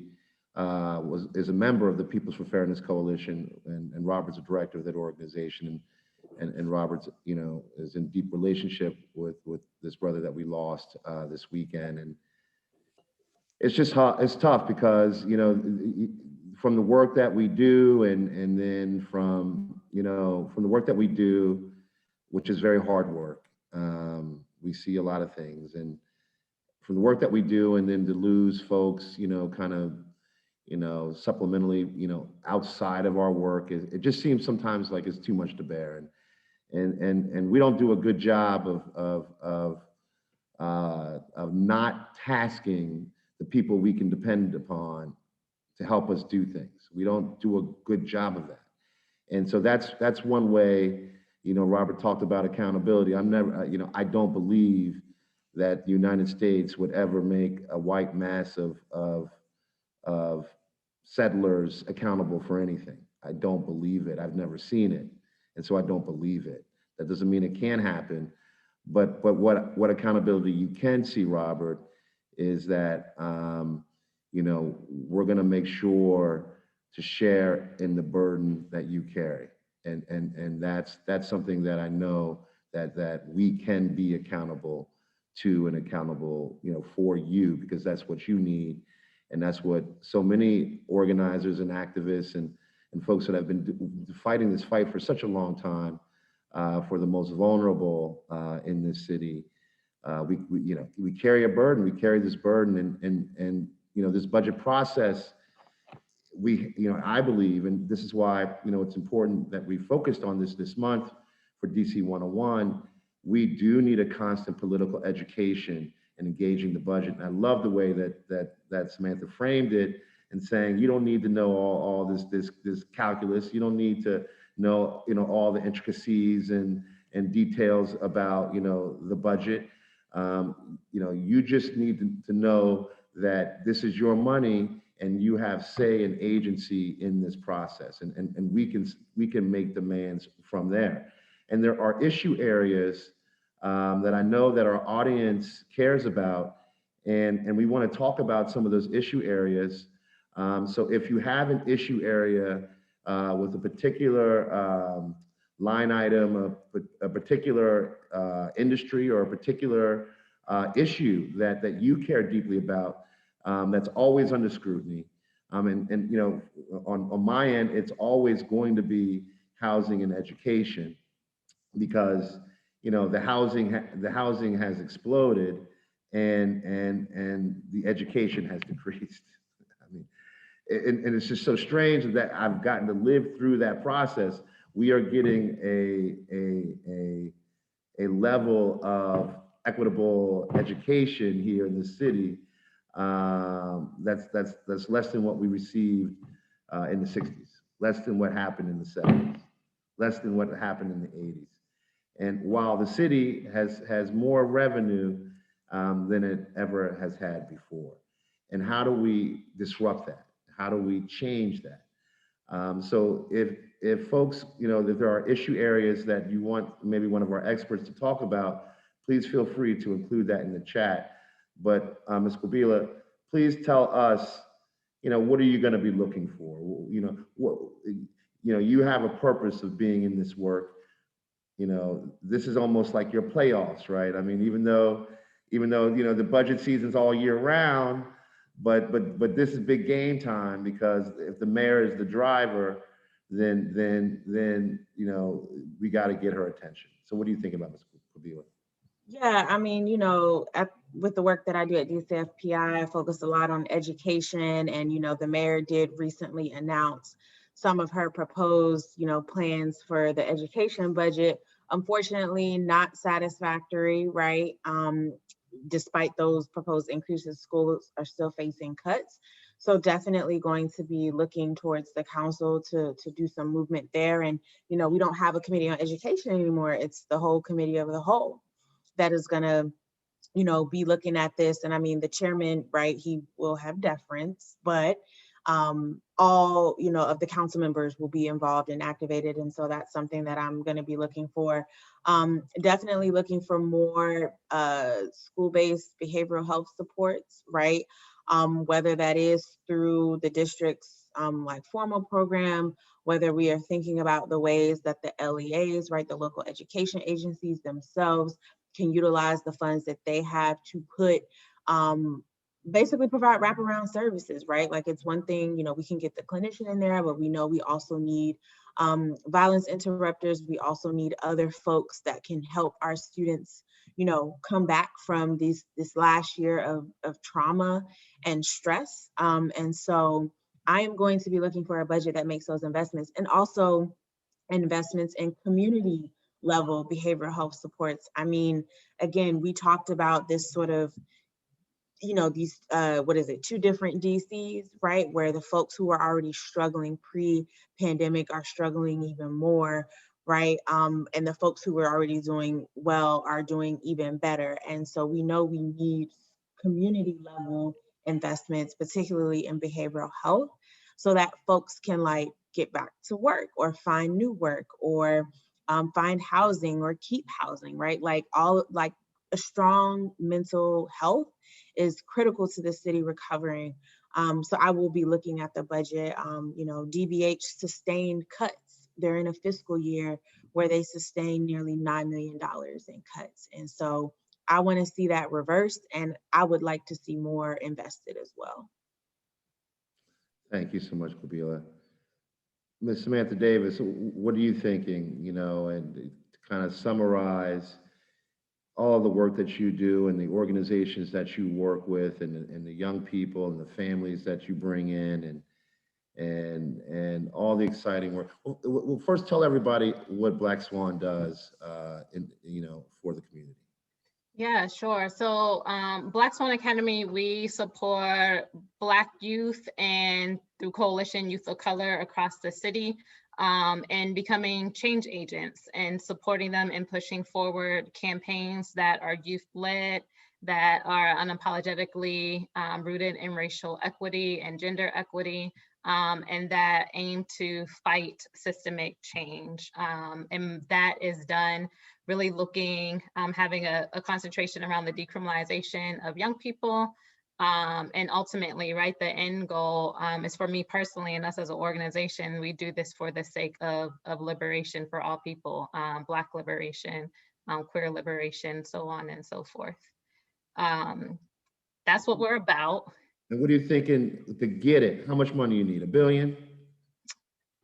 We are 40 acres and a mule reparations. What is owed That's to about us? 200 trillion, yeah. Right, where we at this point? Yeah, that's my number, yeah. We'll be looking at funding around transportation,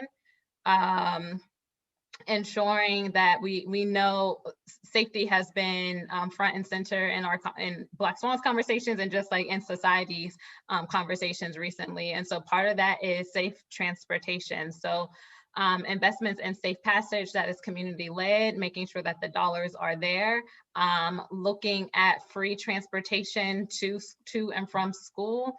Young people have dreamt up, which isn't really far-fetched, right? Other jurisdictions do it.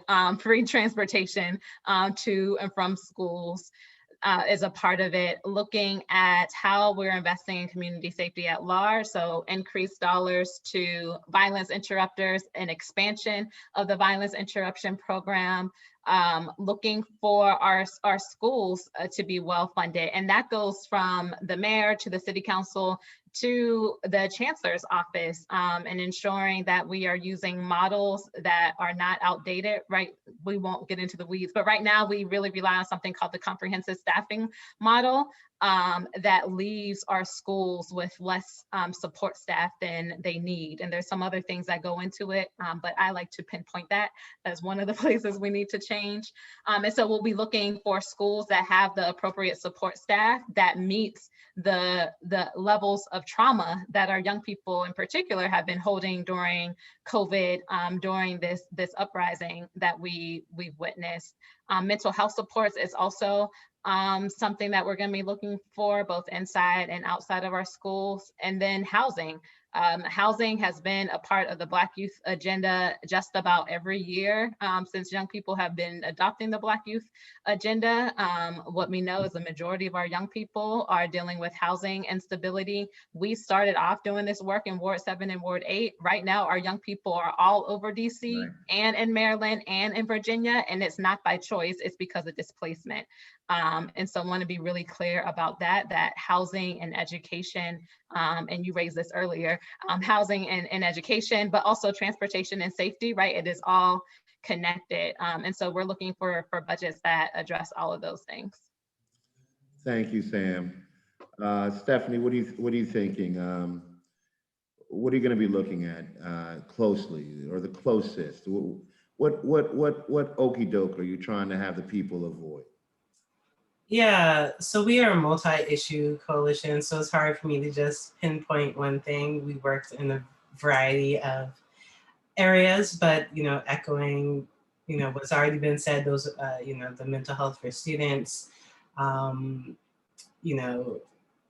health for individuals in general. Those are both on our platform.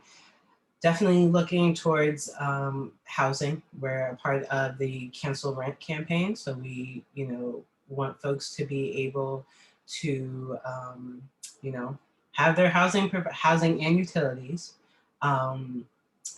paid for them if that was something that they are struggling with in the midst of the pandemic. There's an ask with at least $100 million for that. We're supporting $200 million for excluded workers who did not receive any stimulus. So I know for many of us, those stimulus checks allowed us to get new clothes for our babies, to pay some bills. And there's too many people in DC who didn't receive that. And the assumption is that we all did. Mm-hmm. So we're supporting that. Housing, of course, we have about $170 million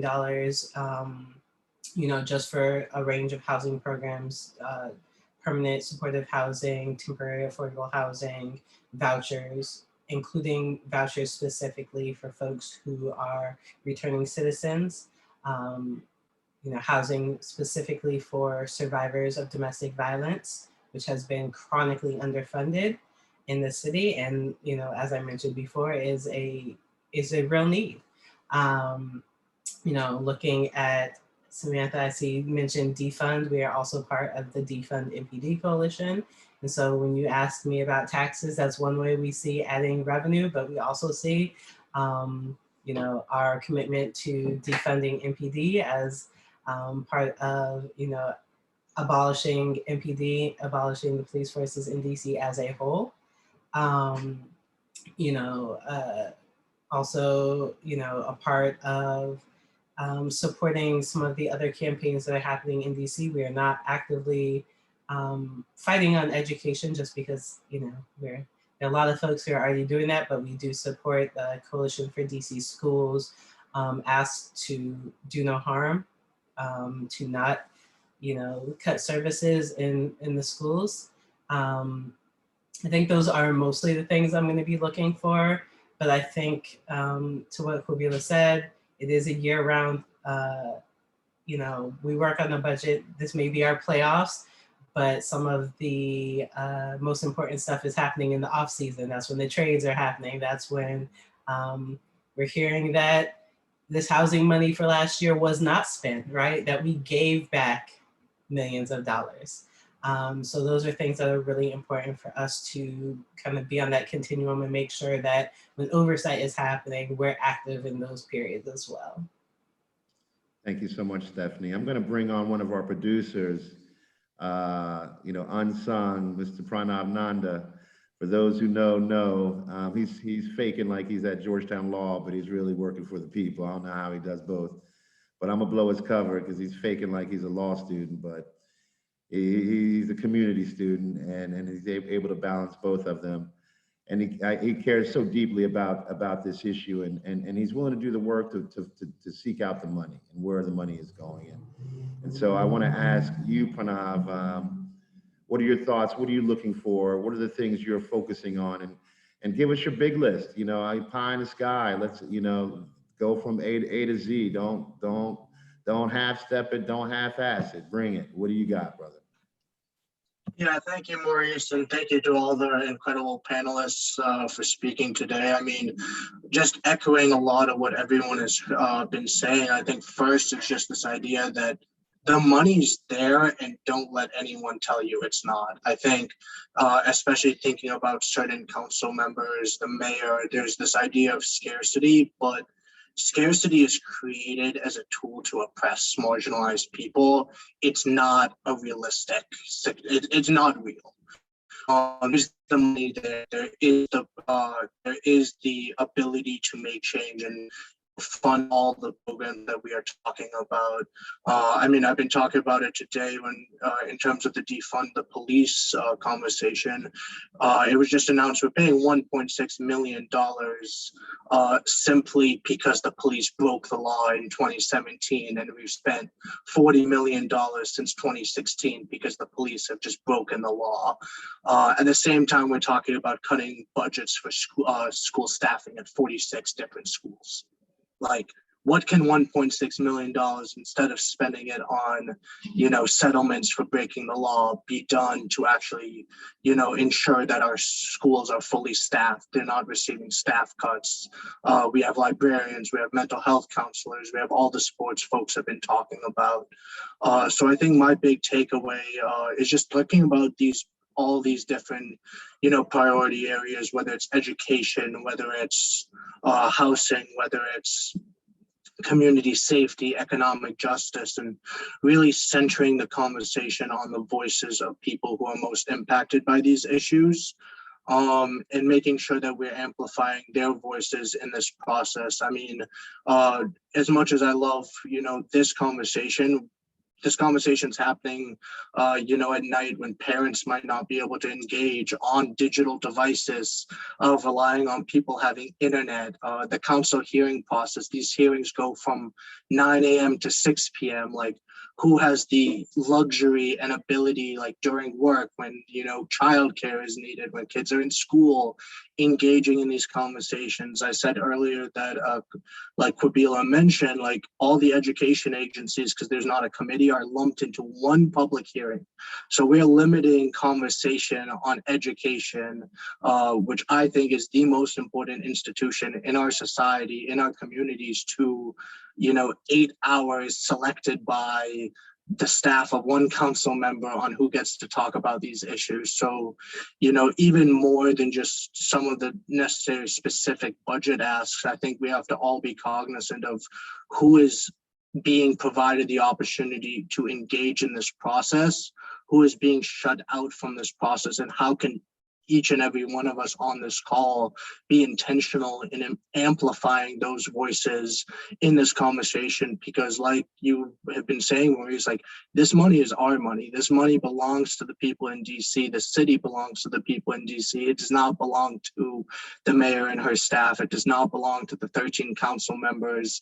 It belongs to, you know, all the 700,000 people in the city, specifically the DC natives, the Black and brown people who have been here for generations. And I think that's just what I'm trying to be cognizant in, you know, my role as someone who you mentioned. Like, I have the privilege to move here. I have the privilege to own an apartment. I have the privilege to have a laptop, engage in these conversations, meet these people, have the networks that my privilege of education have provided me. And how can I use that to amplify the voices that need to be amplified? So those are just some of the things that I'm you know, really thinking about when it comes to this conversation. And we'll just quickly plug that it's something that we're doing with Service City Ward 6 Mutual Aid. Is we're just so blessed to be in coalition with so many incredible community groups and partners, such as all the folks on this call and many, many more. So over the next month, we're going to be really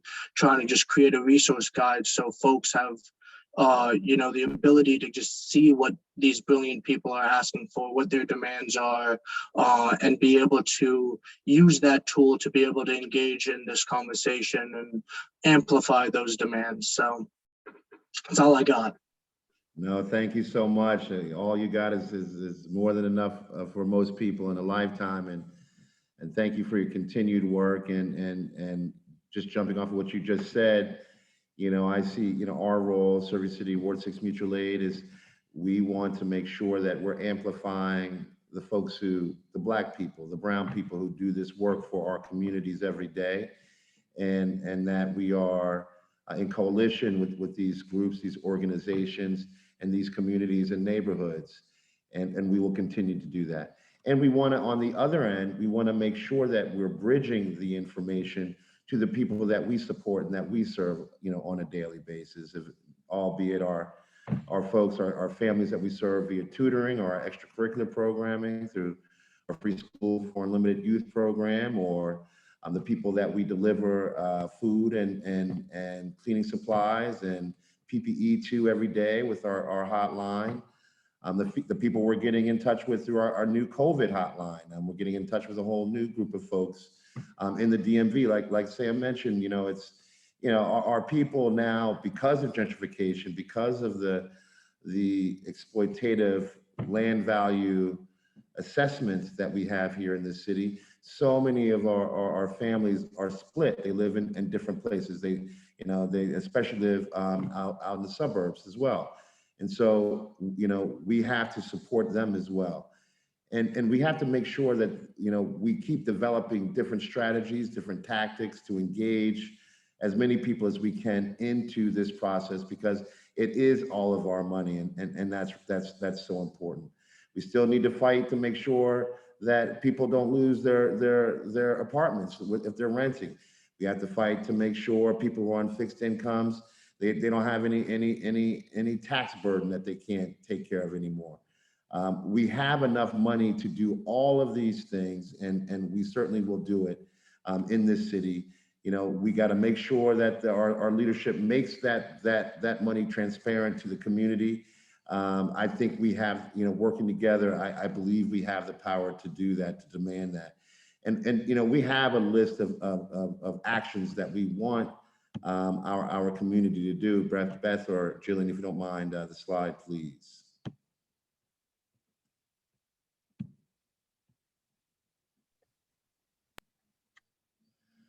So we have some calls to action. So we're developing, and this is a living document, this policy resource guide. We're developing a policy resource guide, on an ongoing basis. And, this is public information. We want people to, take a look at this stuff and please pass it along to folks that you think would benefit from this information. And we can use this kind of as a hub for us moving forward when we're making our policy demands. And I see that the Black Youth Agenda, Black Swan has a Black Youth Agenda. Please join them on May 20th and register for the revenue hearing with Black Swan. And please get engaged with all the work that Black Swan is doing in our schools, with our families, with our young people. It's amazing. And thank you, Sam, for being you and being the leader that you are, and just being there for us. It is a relief. And I'm gonna tell you selfishly, because you're here, that means I can run away from these people, and I don't have to work as hard. That means I can escape and ghost y'all. So you one of the people I'm relying on for your strength and power, and I'll do whatever I can to always support the work that you're doing. I just want to say really quickly, the People's Hearing on Revenue, that's with the Just Recovery campaign. Okay. We would love to see more folks, come out. And Sam, if you have young people who want to testify there, by all means. And also, I'm gonna text you about something as it pertains to that particular population, because I think we might have a way to get them engaged. Yeah, I appreciate you making that correction. I was also going to share that on May 20th, there is a hearing in front of council, and we can send this out to folk via email later, that is reviewing the Police Reform Commission recommendations, including police-free schools. So I didn't talk about it a lot in this piece, but a part of the budget means also ensuring that our dollars aren't going to things that are harmful or violent. That for us is the police, and it's certainly police in schools. And so May 20th, there are two important events happening on May 20th, the Just Recovery as well as the council hearing on the Police Reform Commission. Thank Sorry, you. Maurice, I had a whole slide deck. It was nice. You see, y'all don't need me. You're just proving my point. And all the love, I got you, but don't go nowhere. Yeah, y'all don't need me. But listen, no, I want to thank the audience for being here tonight. Please, there's so much information in the chat. I want to be respectful of your time. Please get engaged with these organizations. You know, we're all here trying to support one another to do the work that we do. And as you know, when it comes to the elite here in the city, who I believe our political representatives actually represent instead of us, you know, they just hoard onto this power, and they're willing to take. It never stops. There's nothing that you can see or touch that they don't want. It's like almost it's the normalized COVID-19 that we've always had in this society, and I see it eating away and stealing this city that I've loved all my life, and this virus has eaten away the city that I've loved all my life. And all that we can do, hopefully, is work with one another and take care of each other to fight back, to clear a path for our younger people, because they deserve much more than this. They didn't cause any of this. And you know, when I speak about fighting on a path, I would be remiss and irresponsible for not giving credit to the woman who's made sure that I was walking this path. And that is my wife of almost 19 years. Of May 4th, it'll be our anniversary.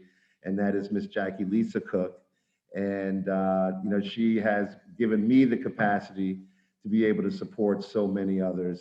When we talk about clearing paths and being those bridge builders and those folks who give you all the sustenance that you need to keep going, that's the role that my wife Jackie has played in my life, and it's just been a blessing to me. You know, she's known me for 25 years, and she's been married to me, you know, with me for 19 years. And even though that could change any given moment, God has blessed us. And today we are still together, alive, healthy, and wonderful together. And I want to thank her. And I want to thank all of you, this audience, for dealing with that mushy stuff. Thank you so much. And I appreciate your attention. I appreciate your participation. We can do this together. Join us next month. We're going to be talking about public health next month. We'll have a date soon. You'll see it live on social media. Oh, it's Jedi's birthday, and he's going to have a birthday party on May 5th. So please look in the chat and join Jedi's public birthday. That's Chioma's son, who we love and is part of our village. And y'all just take care of each other and take care of yourselves, and we'll see you next month. Thank you so much for joining DC 101. Peace out. Peace and blessings. Take care now. Thank you. Thank you. Yes, thank you for having me. Thank you. Panelists. Thanks, Y'all are wonderful. Absolutely amazing. Take this job. I'm ready to run. I'm gonna run for y'all. It's almost over. I'm gonna disappear. You'll never see me again.